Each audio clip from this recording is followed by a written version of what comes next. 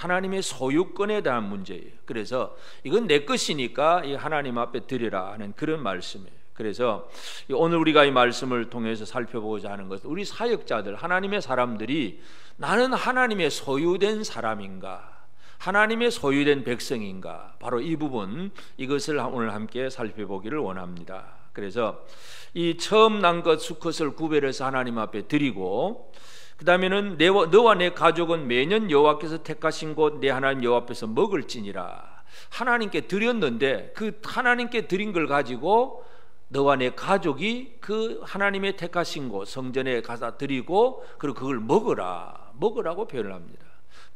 드렸는데도 또 그거 먹고, 그런데 이제 드리는 것 중에서 흠이 있는 것, 눈이 멀었거나 뭐 다리가 절거나 그러면 흠 있는 건 하나님 앞에 드릴 수는 없고, 그것은 그냥 일반 성중에서 그냥 누구든지 먹을 수도 있다. 그래서 이 거룩한 하나님의 백성들이 하나님의 거룩한 소유물에 참여하게 하시는 하나님의 은혜, 이것이 율법의 정신입니다.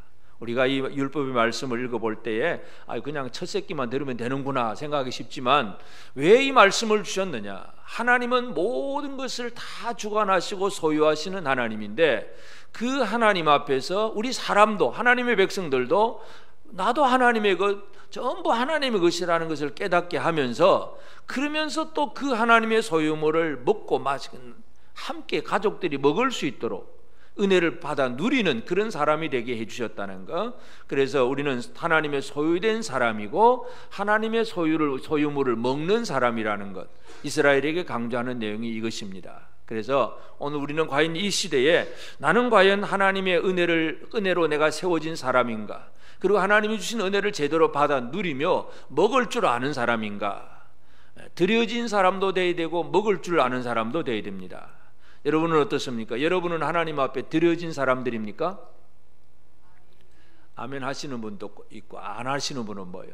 나는 아직도 내 마음대로 산다는 얘기예요. 하나님이 나를 소유하셨는가 하는 이 신앙 고백이 분명해야 합니다. 하나님이 나를 들어 사용하신다, 하나님이 나에 대해, 그러면 또 한 가지는 하나님은 우리에게 풍성한 은혜를 주시는데 이거 제대로 받아 누리고 계십니까?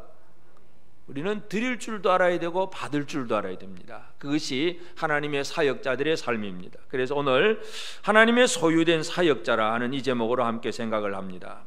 초태생, 처음 난 것을 하나님 앞에 드리라 하는 것, 이것은 하나님의 소유권을 인정하는, 이건 하나님 거다 하고, 이제 소나 양이나 처음 태어난, 첫 배에서 태어난 초태생은 하나님 앞에 드립니다.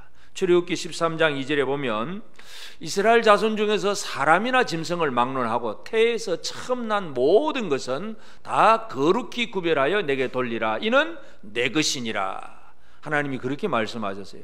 그러니까 이 짐승뿐만 아니라 사람도 마찬가지예요.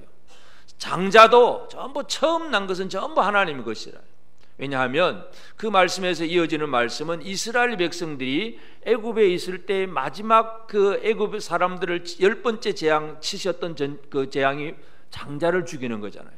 그래서 애굽의 모든 장자들, 사람들, 짐승도 마찬가지, 모든 처음 난 것들이 애굽 사람들이 다 죽습니다. 장자가 다 죽는데 그 유월절 피로 음식을 먹고 문 밖에 칠을 해놓은 그 이스라엘 사람들은 장자가 죽지 않습니다. 그래서 죽어야 되는데 죽지 않았다 이거죠. 이게 바로 이스라엘 백성들이 받아 누린 은혜입니다. 그 얘기를 하시면서 하나님은 바로 이 처음 난 건 전부 내 것이다, 하나님 그렇게 말씀하세요. 여러분, 하나님의 것임을 여러분 믿으십니까? 네. 이 하나님의 것이라고 하는 것은 죽어야 되는데 안 죽고 지금 살아있다는 얘기예요. 여러분, 우리의 죄값으로, 우리는 우리의 실수, 우리 허물과 우리 죄악으로 마땅히 죽어야 되는데 안 죽고 살아있어요. 누구 것이라고? 하나님의 것이기 때문에 살아있는 거예요. 이것을 이 율법을 강조하고 있습니다. 그래서 처음 것이다. 그러면 장남만 하나님 것이고 차남은 하나님의 것이 아닌가 하는 그런 문제도 우리가 한번 살펴볼 수 있는데, 처음 것을 드리라는 얘기는 대표성을 강조해요. 대표성, 처음 것. 대표로 이거 드리라. 이제 예수님의 그 고린도전서 13장에 뭐 예수님의 부활에 대해서, 예수님 부활의 첫 열매라 그래요. 첫 열매. 예수님은 모든 죽은 자의 부활을 이루는 제일 첫 번째 열매가 예수님입니다. 그러면 그 다음은 뭐예요? 그 다음은 그에게 붙은 우리들, 믿는 자들. 다시 말해서 첫 열매라고 하는 것은 뒤에 있는 모든 것을 대표하는 거예요. 대표. 첫 열매가 문제가 생기면 뒤에다 다 문제가 생긴다는 그런 개념이에요. 그래서 처음껏 드린다는 얘기는 처음껏 하나만 드린다는 개념이 아니라 내게 있는 모든 것이 하나님의 것입니다 하는 그 고백. 그래서 우리의 모든 삶에 있어서 하나님께 대한 진정한 하나님의 소유권을 인정을 하고 드리는 것, 이것이 율법의 정신이에요. 그런데 이 이스라엘 백성들이 그 일을 잘 못해요. 나중에 구약의 이제 마지막 책 말라기에 가보면 이들이 하나님 앞에 드리기는 드리면서도 막 눈먼 것, 병든 것, 저는 것, 이상한 걸 막 갖다 드려요. 그래서 아직 하나님이 이제 진노를 하시는데, 말라기 3장 17절에 보면 만군의 여호와가 이르노라 나는 내가 정한 날에 그들을 나의 특별한 소유로 삼을 것이요 또 사람이 자기를 섬기는 아들을 아낀 같이 내가 그들을 아끼리니. 하나님은 이스라엘을 특별한 소유로 삼고 아버지가 아들을 아끼는 것처럼 진짜 아꼈는데, 그런데 유다 백성들은 하나님 앞에 제대로 섬기지 못하고 드리지 못했다. 말라기 선지자가 강조하는 내용이 바로 그것입니다. 그래서 이 초태생을 하나님 앞에 드리라 하는 얘기는 이스라엘 하나님의 구원받은 사람들, 하나님의 일을 하는 사람들은 제일 첫 번째 하나님의 소유권을 인정해야 합니다. 여러분에게 있는 모든 것이 하나님의 것이라는 사실을 믿으십니까? 하나님의 것이라면 주인이 따로 있다는 얘기잖아요. 주인이 따로 있으면 주인 뜻대로 쓰는 겁니까? 종이 제 마음대로 쓰는 겁니까? 주인이 마음 써요. 소유권을 가진 자가 마음대로 하는 거죠. 사든지 팔든지 뭐 놀려 먹든지 뭐 어떻게 굴리든지 모든 것이 소유권 가진 자가 주권을 가지고 행사하는 거예요. 이것이 이제 신앙의 가장 근본적인 바탕이 되어야 되는데, 이제 이게 깨어지면 내 시간이라든지 내 물질이든지 내 어떤 모든 것들이 전부 내 것인 줄로 착각을 하고, 그래서 내가 내 마음대로 살아가려고 애를 씁니다. 이게 이제 신앙생활을 잘못하는 사람의 근본적인 문제예요. 내게 있는 모든 것이 하나님의 것임을 인정하라. 이 율법의 규례가 바로 그것이에요. 그래서 이 초태생은 그 소의 첫 새끼는 부리지 말고 양의 첫 새끼 털은 깎지 말고. 자, 이제 첫 새끼가 태어났습니다. 그런데 이제 이스라엘 백성들이 가나안 땅에 흩어져 살다가 이제 이걸 하나님 앞에 드리려면 매년 한 번 가는 거예요. 매년. 물론 뭐 자주 가고 싶은 사람은 갈 수도 있겠지만 최소한 1년에 한 번은 가야 되는데, 그때 이제 매년 하나님의 택하신 곳, 여호와께서 택하신 곳 내 하나님 여호와 앞에서 먹을지니라. 그러면 예를 들어서 성전에 가는 날이 자기 가족 식구들이 우리는 8월 달에 가자 하고 정했는데 새끼가 이제 1월 달에 태어났다고 하십시다. 그러면 7개월 동안 자라야 되잖아요. 그 7개월 동안 자랄 때에 소가 부리지 말라. 그 소를 이용해 먹지 말라, 그죠? 양의 털은 깎지 말라. 양의 털이라고 하는 건 그 목축업을 하는 사람에게는 수확물이에요. 양털 깎아가지고 그 가지고 뭐 이 배실도 짜고 막 옷감도 만들기 때문에 양털도 농사지어서 곡물 얻는 것과 똑같아요. 그래서 그 처음 난 소와 양의 것을, 양은 부리지도 말고 새끼 털은 깎지도 말아라 이거예요. 이건 뭐냐면 하나님의 것을 내 것으로 내 마음대로 이용하지 말아라. 내 이익을 위한 도구로 하나님의 것을 사용해서는 안 된다는 것을 말씀합니다. 이것을 사도 바울이 이제 신약에 와 보면 디모데전서 6장 5절에 이런 말씀이 있어요. 마음이 부패하여지고 진리를 잃어버려 경건을 이익의 방도로 생각하는 자들의 다툼이 일어나느니라. 경건을 이익의 방도로, 이익의 어떤 수단으로 만들었다는 얘기죠. 진짜 우리가 하나님을 섬기고 온전히 하나님 앞에 바로 사는 것, 이게 하나님과 우리와의 관계 속에서 그냥 있어야 될 일인데, 이것을 내가 이익을 챙기는 하나의 수단, 방법으로 만들어버렸다. 이게 이제 문제예요. 그럼 이 사람이 어떤 사람이냐 하면 그 다음에 이제 10절에 넘어가 보면 디모데전서 6장 10절에 보면 돈을 사랑함이 일만하게 뿌리가 되나니 이것을 탐내는 자들은 미혹을 받아 믿음에서 떠나 많은 근심으로서 자기를 찔렀도다. 결국은 돈을 사랑하기 때문에 하나님의 것을 이용을 한다는 얘기죠. 경건을 자기 이익의 방도로 만드는 것, 다 그게 돈을 사랑하기 때문에 그래요. 이 세상의 모든 사람들이 지금도 일어나는 문제들이 다 근본 바탕에는 돈을 사랑함이 깔려 있어요. 돈, 이권. 그래서 어떻게 하든 이권을 챙기려고 하니까 어떤 뭐 권력하고 야합을 해야 되겠고, 뭐 힘 있는 사람하고 어떻게 뭔가 해야 되겠고, 뭐 예를 들어서 또 정치가들이 뭐 기업에게 돈 내놔라, 보조금 기부금 내라 그러면 기업이 또 두말 없이 또 몇백억씩 내잖아요. 왜냐하면 더 큰 이익을 얻기 위해서. 전부 돈 때문에 하는 거예요. 돈 때문에. 이 돈을 사랑함, 이것이 이제 많은 사람들을 타락하게 하는데, 하여튼 이 믿음을 가졌다고 하는 사람들도 돈을 사랑하게 될 때에 경건을 자기 이익의 방편으로 삼는다는 겁니다.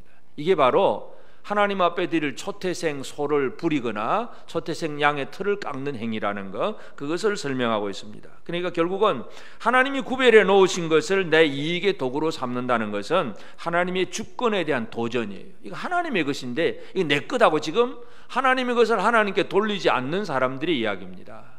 여러분, 여러분에게 있는 모든 것들이 하나님의 것인지 아니면 내 것인지 이걸 정확하게 소유권에 대한 확인을 분명하게 하시기를 바랍니다. 이게 아직도 내 것으로 착각을 하게 되면 하나님의 주권에 대한 도전이 되는 거예요. 그래서 이 율법은 이 모든 것들이 하나님의 것이라고 하는 사실을 강조하고 있습니다.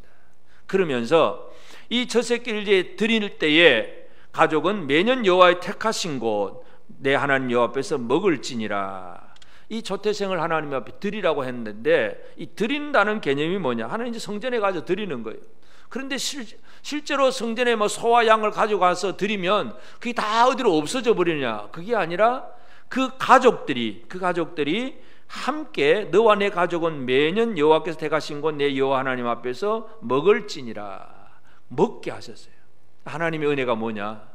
하나님의 것을 가져오라고 하셨고, 그리고 그 하나님의 것을 가져왔으면 하나님께서 쉽게 말해서 야, 우리 함께 먹자, 그거야. 함께 먹자.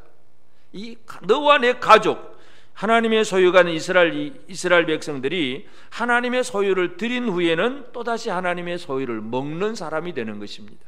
이게 율법이 하나님의 소유를 이스라엘 백성들, 그 가족들이 함께 먹습니다. 그래서 특별히 여기에서는 가족이 강조가 되는데, 하여튼 한 사람이 아니라 전체 가족이 그 하나님의 소유를 같이 나누어 먹게 됩니다.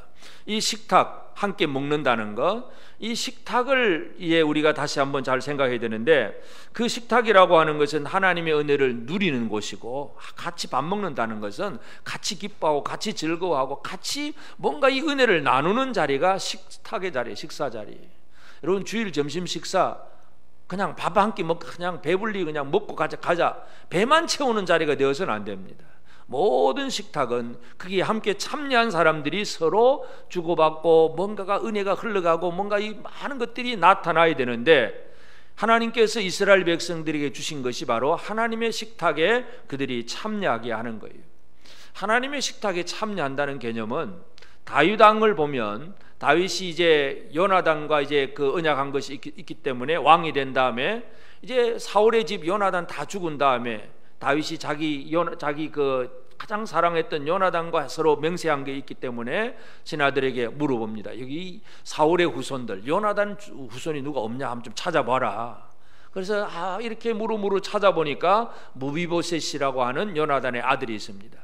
이 아들은 그 사울의 전쟁 때 그냥 도망가다가 유모가 안고 도망가다가 떨어져 가지고 두 다리가 다 못 쓰게 되는, 완전히 그래 앉아있는 안전병이 되는데, 이 무비보셋은 그냥 숨어 있는 거예요. 다윗 시대에는 이미 사울 자기 할아버지 아버지 다 죽고 왕조가 망했으니까 숨어 있는 무비보셋을 다윗이 찾아냅니다. 찾아내 가지고 사무엘하 9장 10절에 보면, 너와 내 아들들과 내 종들은 그를 위하여 땅을 갈고, 이건 이제 그 무비보셋의 종인 시바라고 하는 사람에게 하는 얘기인데, 그래서 너와 내 아들 내 종들은 이 무비보셋 그를 위하여 땅을 갈고 거두어 내 주인의 아들에게 양식을 대주어 먹게 하라. 그러나 내 주인의 아들 무비보셋은 항상 내 상에서 떡을 먹으리라.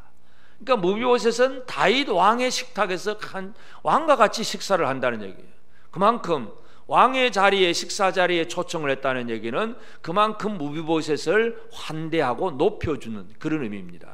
그래서 하나님은 하나님의 백성들에게 하나님 것 가져오라고 했지만 결과적으로 뭐 하시냐 하면 백성들을 하나님의 식탁에 참여하게 하신 거예요. 이것이 우리에게 주신 은혜입니다. 여러분, 이 은혜를 받고 사십니까? 이 하나님의 식탁에 참여하는 거, 이게 얼마나 큰 은혜인지 모릅니다.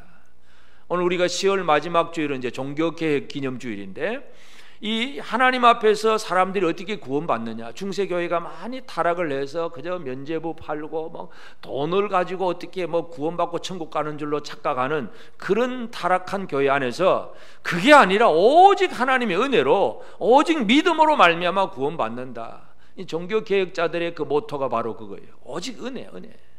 오직 우리는 하나님의 은혜가 아니면 살 수 없다. 이것이 이 성경의 핵심이에요. 그러므로 오늘 우리는 이 율법의 말씀 속에서도 하나님의 은혜가 무엇인가 하는 것을 생각해야 합니다.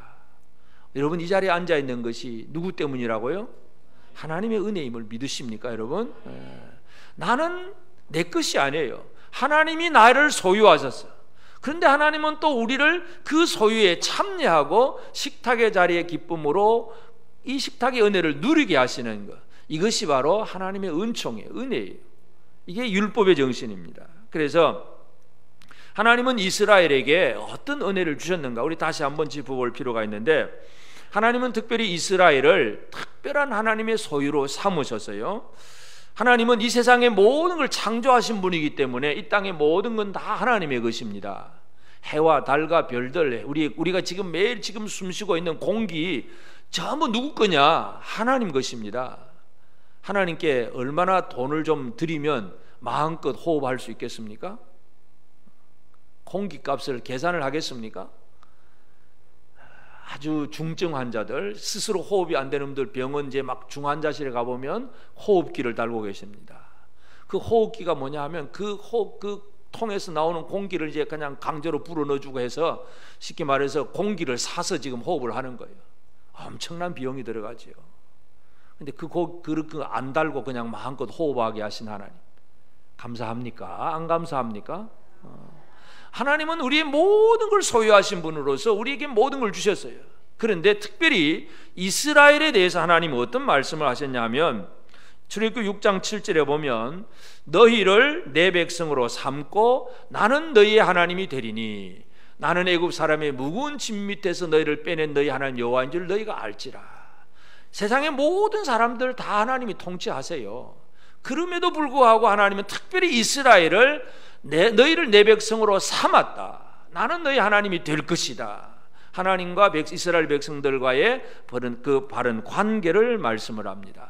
그래서 하나님의 소유라고 하는 개념을 우리는 하나님의 주권을 인정하는 것으로 생각을 해야 되지만, 내가 하나님의 소유가 되었다는 사실은 뭐냐면 하나님과 나 사이에 특별한 관계가 이루어졌다는 얘기예요. 여러분, 이 세상의 많은 사람보다 하나님하고 좀 특별한 관계가 이루어졌다는 거 믿으십니까? 나는 하나님하고 통하는 사람이야. 이게 우리의 마음 정신, 우리의 생각이 되어야 됩니다.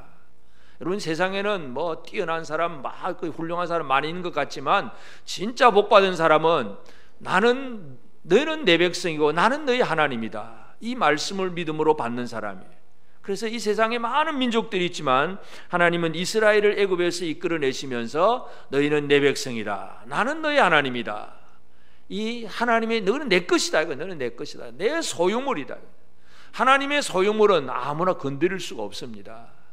여러분, 우리가 예를 들어서 뭐 다른 사람이 나한테 욕을 했다, 그러면 기분 나쁘잖아요.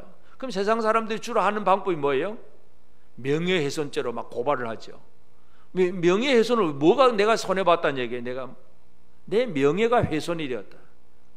그래서 나는 내 이름, 내 인격, 이 내 명예는 이 내 것인데 이거 누가 나를 건드렸다, 이 기분 나쁘다. 그래서 막 소송을 해서라도 막 손해배상을 하려고 하고 내 것 지키려고 그러잖아요. 이게 모든 사람들이 자기 소유를 지키는 일에는 아주 그냥 눈을 버럭 뜨고 지키려고 애를 씁니다. 돈을 지켜야 되지요, 건강을 지켜야 되죠, 내 명예를 지켜야 되죠. 뭐 내 거 소유된 거 이거 지키려고 우리가 얼마나 애를 많이 씁니까? 그런데 이걸 내가 마음대로 지킬 수 있느냐? 여러분, 다 잘 지키고 계십니까?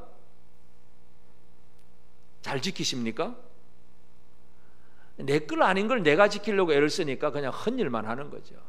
하나님의 것을 제대로 지키는 종이 되기를 바랍니다. 그렇다고 지키지 말라는 얘기는 아니에요. 하나님의 것을 하나님의 심부름꾼으로서 잘 지켜가야 돼요. 그래서 우리는 하나님은 이스라엘을 특별한 소유로 삼으셨고, 그 다음에 이 초태생은 흠이 있으면 드릴 수가 없다 그래서요. 흠이 있어서 절거나 눈이 멀었거나 그러면 아무리 생물학적으로는 처음 났지만 그것은 하나님의 것을 인정을 하지 않습니다. 하나님은 완벽한 것, 흠없는 것, 거룩한 것, 정결한 것, 이걸 하나님은 원하십니다. 그래서 흠이 있으면 그건 드릴 수 없다는 얘기입니다. 바벨론에서 유다 백성들이 이제 돌아온 다음에 바벨론 포로에서 돌아온 다음에 이 유다 백성들은 여전히 연약한 상태예요. 그래서 연약한 상태, 참 힘없는 상태인데 하나님은 자기 백성을 어떻게 생각하시느냐 하면 스가랴서 그 3장 4절에 보면 여호와께서 자기 앞에 선 자들에게 명령하사 또 그 더러운 옷을 벗기라 하시고 또 여호수아에게 이르시되 내가 이 내 죄악을 제거하여 버렸으니 내게 아름다운 옷을 입히리라 하시기로.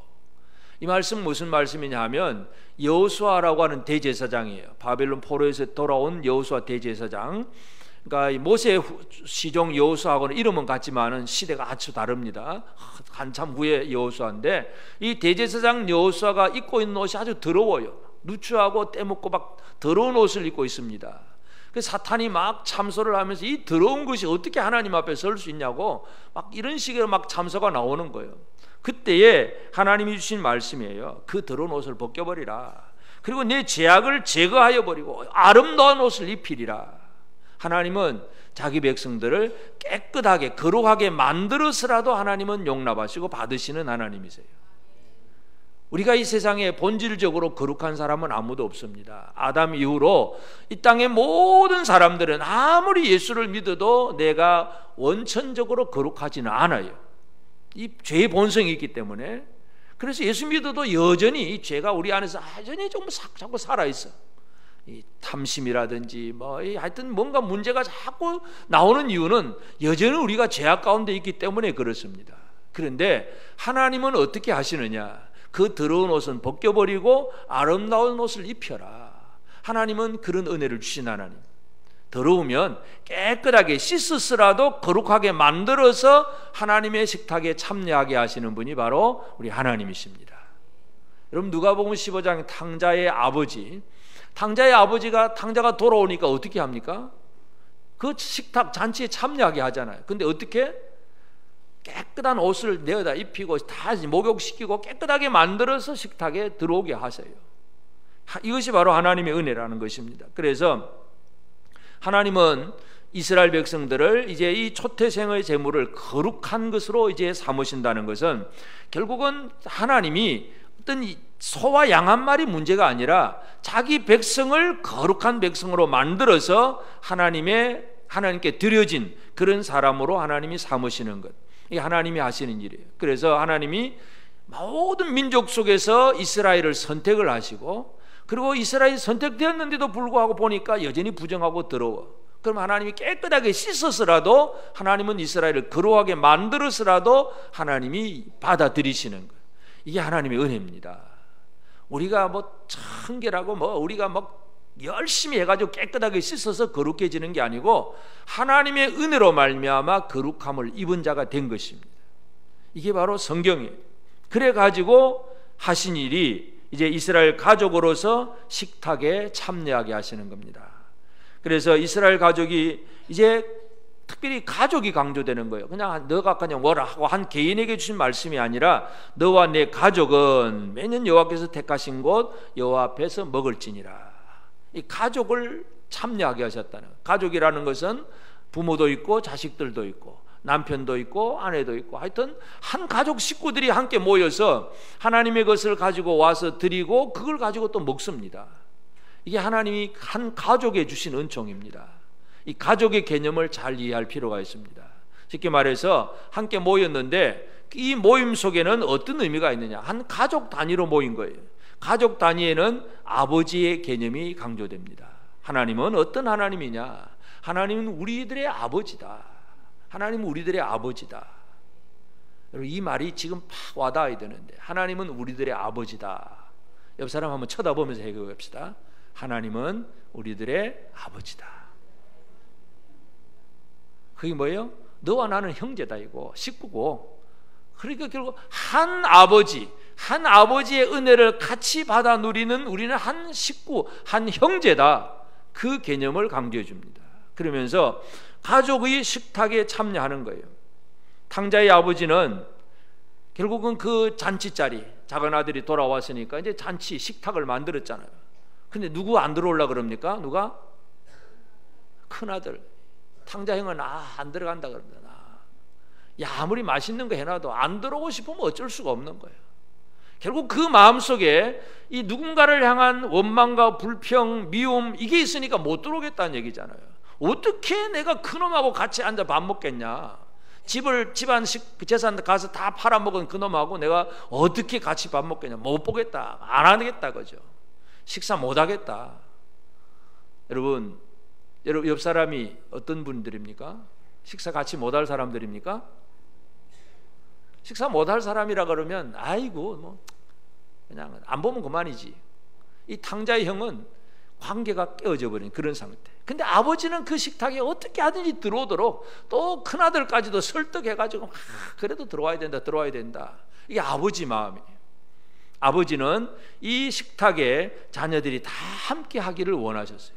이게 하나님 아버지의 마음인데, 예수님께서도 분명히 말씀을 합니다. 예수님이 우리 교회에게 주신 약속이 요한계시록 7교회의 제일 마지막 라오디게아 교회에 주신 말씀이 요한계시록 3장 20절에 보면, 볼지어다 내가 문 밖에 서서 두드리노니 누구든지 내 음성을 듣고 문을 열면 내가 그에게로 들어가 그와 더불어 먹고 그는 나와 더불어 먹으리라. 이 은혜 받는 결론이 뭐냐 하면 함께 먹을 수 있느냐 하는 얘기예요. 함께 먹을 수 있겠습니까? 옆 사람하고 다시 쳐다보면서 진짜 함께 잘 먹겠습니까? 한 끼만 딱 먹고 이제는 그 다음 끝이야, 그것도 없습니까? 함께 먹을 수 있다는 것은 그 가족 간의 사랑과 은혜가 서로 주고받게 되는 이 놀라운 은혜, 이 자리에 이스라엘 백성들을 하나님께서 이끌어 들이시는 거예요. 그래서 이 초태생 처음 난 것을 드리라 하는 얘기는 이는 전부 하나님의 것이다. 그런데 내가 너희들에게 다 주겠다 이거예요. 이 은혜를 이 율법이 우리에게 강조해 주고 있습니다. 그러므로 이제 오늘 우리는 우리가 하나님의 소유된 하나님의 사람이고 하나님의 사역자라고 하는 사실, 이것부터 다시 한 번 더 확인할 필요가 있습니다. 나는 하나님의 소유다. 믿으십니까? 나는 하나님의 사람이다. 나는 하나님의 손에 들린 하나님의 도구다. 이 내가 내 것이 아니고 하나님의 것이다. 이것을 인정하는 것이 이 믿음 생활의 출발이에요. 근데 이것이 얼마나 소중하고 힘 있는 것이냐 하면, 내가 하나님의 종이라는 것, 내가 하나님의 사람이라는 것을 확신하는 순간 우리는 진짜 파워 있는 삶을 살아갈 수가 있습니다.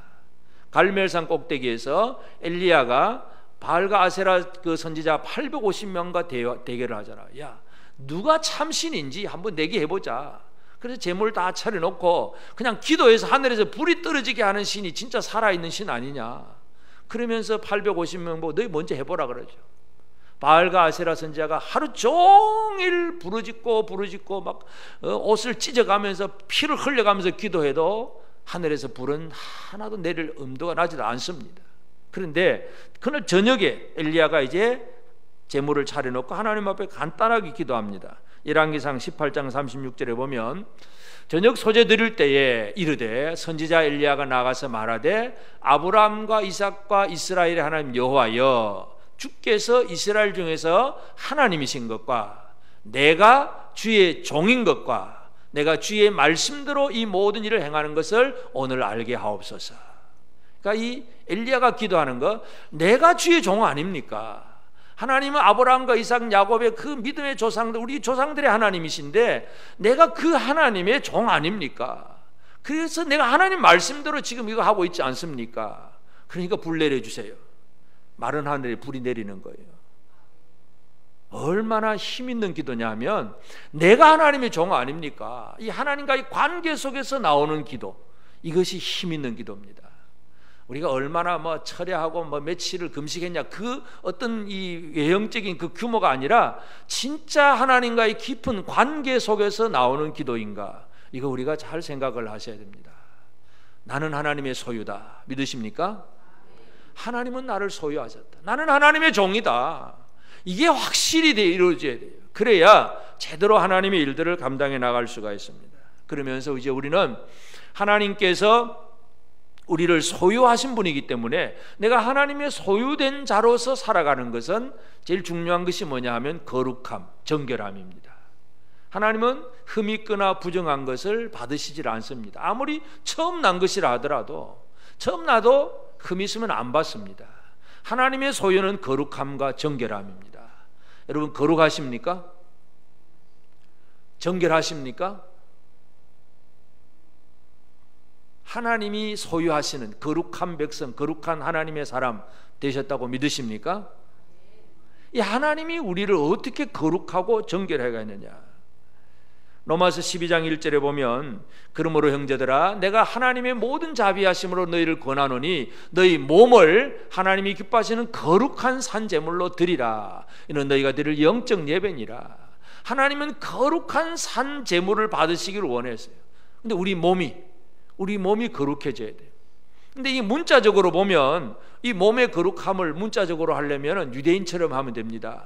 손 씻고 발 씻고 정결의식을 따라서 그냥 열심히 씻기만 하면 됩니다. 그래서 유대인들은 늘 씻는 문제를 가지고 얘기하잖아요. 그래서 제자들이 손 안 씻고 음식 먹을 때 어떻게 손도 안 씻고 먹냐고 막 정결치 못하다고 부정하다고 막 예수님 제자들을 비난을 합니다. 근데 예수님은 무엇을 정결함으로 말씀하셨느냐? 산상보훈에서 예수님 말씀하신 것은 마태복음 5장 8절에 보면 마음이 청결한 자는 복이 있나니 그들이 하나님을 볼 것이며. 여러분 오늘 교회 나오실 때 세수 안 하고 와도 괜찮습니다. 화장 좀 잘 못해도 괜찮습니다. 옷에 좀 때 묻어도 아무 상관없어요. 그런데 하나님은 뭘 보시느냐? 마음의 청결함을 보십니다. 여러분 마음이 청결하십니까? 이 마음에 청결하십니까? 내 마음속에 원망과 불평과 분노와 형제를 향한 미움과 시기와 질투 막 이런 것들이 자리 잡았으면 마음이 청결한 사람이 아니라는 얘기잖아요.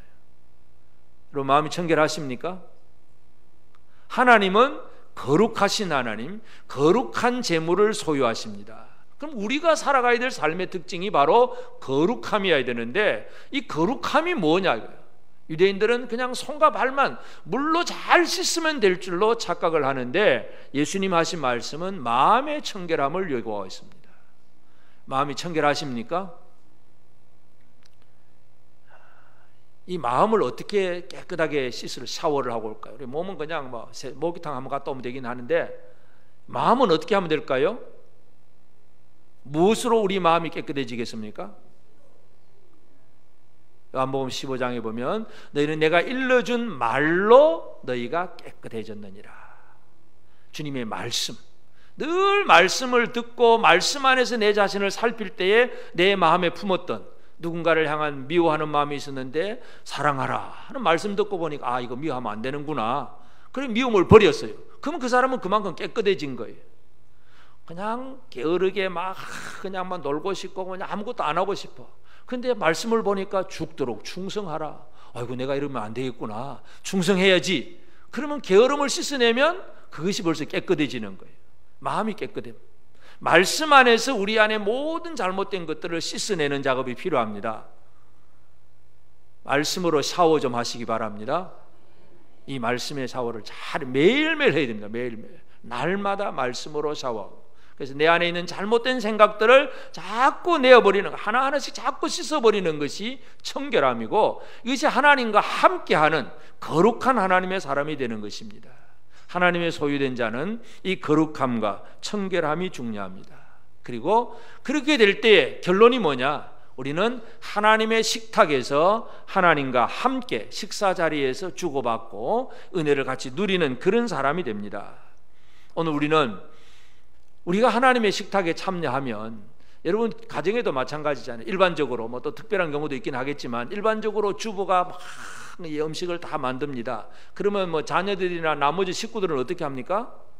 물론 어떻게 할 때는 좀 도와줄 일도 있긴 하겠지만, 그냥 일반적인 경우 자녀들은 그냥 실컷 놀다가 게임하고 놀고 놀다가 밥 먹어라 그러면 먹기 싫지도 그냥 들어오긴 들어와요.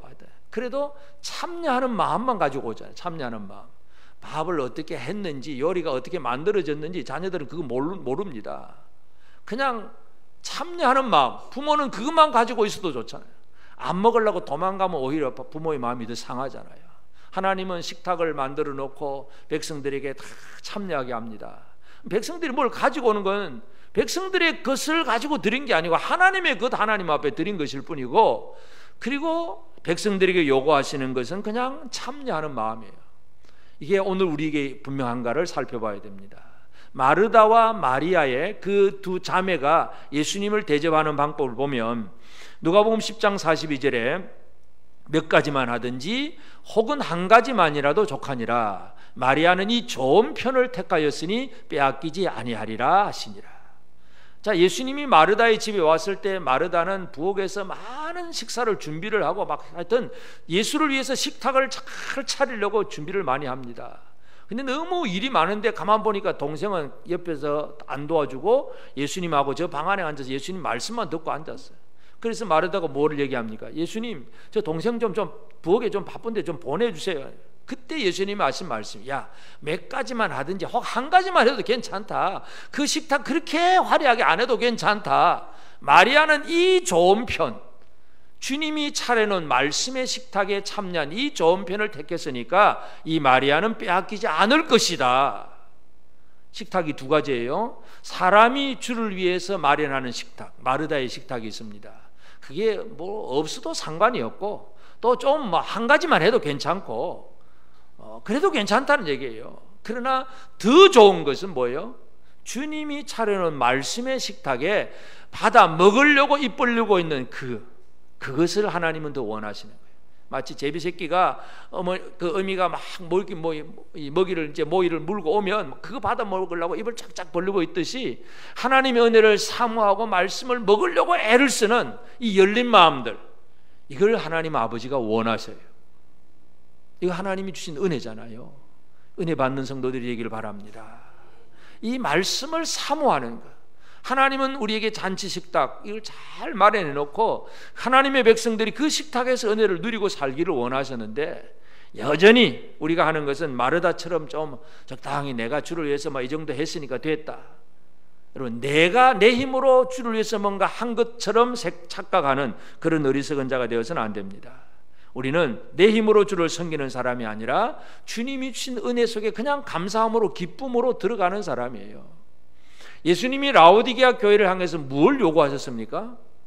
그냥 너희 마음의 문을 열어라. 마음은 문을 열면 내가 들어가서 나는 그로 더불어 먹고 그는 나로 더불어 먹으리라. 이 마음 문 여는 것, 주님이 원하신 거 바로 그거예요. 이게 은혜 받는 방법인데, 오늘 우리는 하나님의 사역자들은 우리 모두가 하나님의 일을 하는 사람이라고 한다면 하나님의 소유된 사람이라는 사실부터 정확하게 기억하기를 바랍니다. 나는 내 것이 아니고 하나님의 것이다. 옆 사람에게 자기 소개를 합시다. 나는 하나님의 것입니다. 내 시간, 내 모든 것들을 내 마음대로 쓸 수가 없습니다. 내 마음대로 쓸 수가 없어요. 내 게 아니니까 하나님의 것이니까. 그럼에도 불구하고 하나님께 드려졌는데 또 하나님은 그 하나님의 소유물을 우리가 그 하나님의 식탁에서 받아 누리게 하십니다. 이게 오직 은혜라고 하는 것입니다. 이 은혜를 우리는 제대로 누릴 줄 알아야 됩니다. 밥 먹자 그런데도 안 먹으려고 도망가고 있으면 그는 부모 마음 쏙 썩이는 아이가 마찬가지잖아요. 하나님의 마음을 쏙 썩이지 않기를 바랍니다. 입을 쫙쫙 벌리고 은혜 주시옵소서 막 입을 넓게 벌리라, 더 채우리라, 이 말씀을 그냥 주려고 하는데도 안 받아 먹으려고, 안 들으려고 그냥 이것보다도 뭐 TV가 더 재미있고 뭐 다른 게 더 재미있고 막 안 먹으려고 애를 쓰잖아요. 하나님이 얼마나 답답하시겠어요. 하나님은 우리를 소유하신 분이고 우리에게 그 하나님의 소유를 누리게 하신 하나님이십니다. 이 은혜를 제대로 받아 누리는 저와 여러분 모두가 되어지길 바랍니다. 아멘.